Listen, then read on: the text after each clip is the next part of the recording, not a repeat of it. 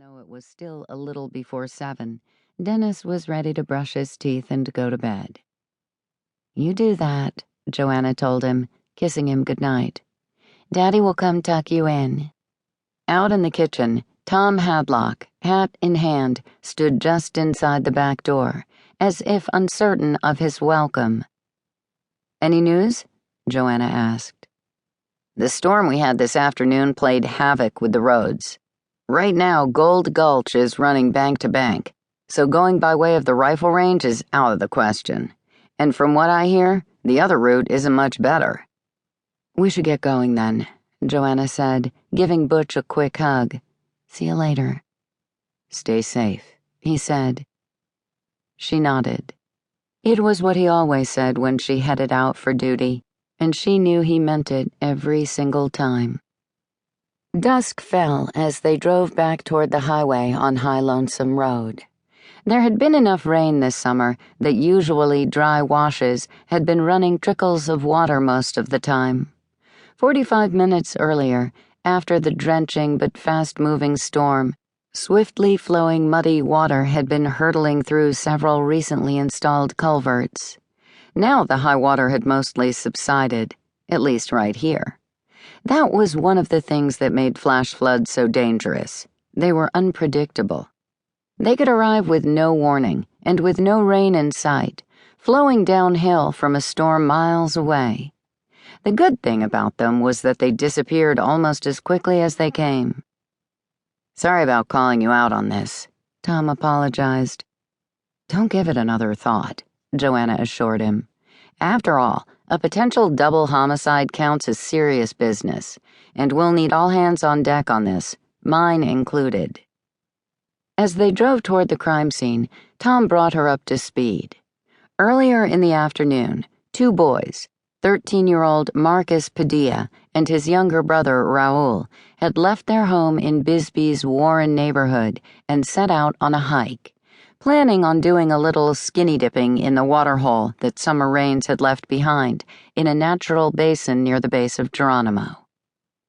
According to Tom, Marcus and Raul had evidently pulled the same stunt several times over the course of the summer, and they were accustomed to having the area all to themselves.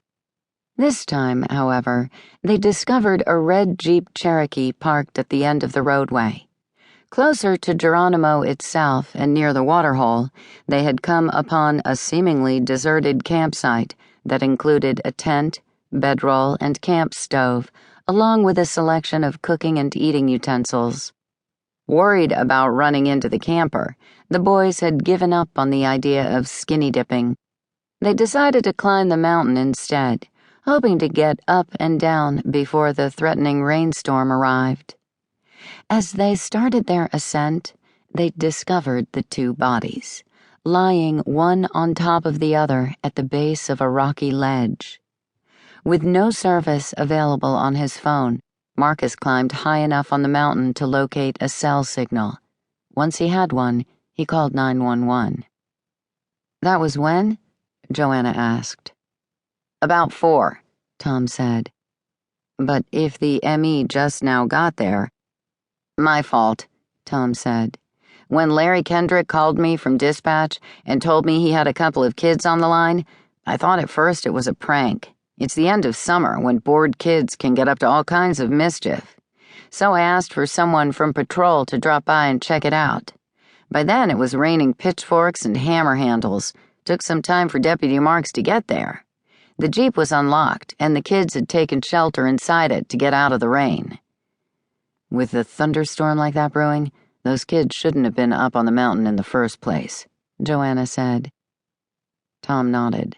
"There is that," he agreed, turning off Highway 80 and onto the Warren cutoff. Once in town, they turned a wide left, drove up and over Yuma Trail, and then turned left again onto the dirt track ranch road. As soon as they did so, they could see the bright glow of generator-powered work lights used to illuminate crime scenes. Tom's cell phone rang. With effort, he wrestled the device out of his hip pocket and glanced at caller ID. "Oh, no," he groaned. "Not her again." Marla's shack.